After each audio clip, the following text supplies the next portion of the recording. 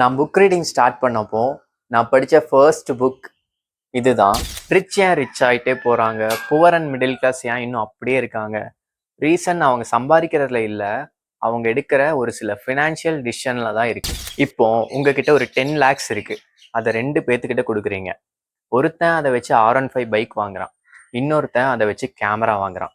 2 பேரும் ஹாப்பி தான். ஆனால் கொஞ்ச நாளில் பைக்குக்கு பெட்ரோல், இன்சூரன்ஸ், சர்வீஸ், ரிப்பேர் அப்படின்னு சொல்லிட்டு மாதம் மணி பாக்கெட்லேருந்து வெளியே போய்கிட்டே இருக்கு.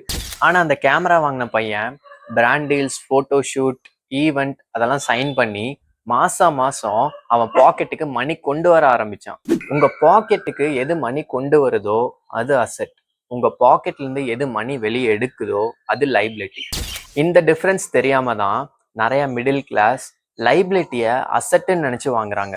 ரிச் பீப்புள்ஸ் எக்ஸ்பென்சிவ் திங்ஸ் வச்சிருக்கிறதுனால ரிச் இல்லை, அவங்களுக்கு மணி கொடுக்கக்கூடிய விஷயத்த ஃபர்ஸ்ட் வாங்கினனால தான் ரிச் ஆனாங்க. அந்த பைக் வாங்கின பையன் அதை வச்சு இன்னொரு பைக் வாங்குவானான்னு தெரில, ஆனால் அந்த கேமரா வாங்கின பையன் அதை வச்சு பைக் என்ன, காரு, வீடே வாங்கலாம்.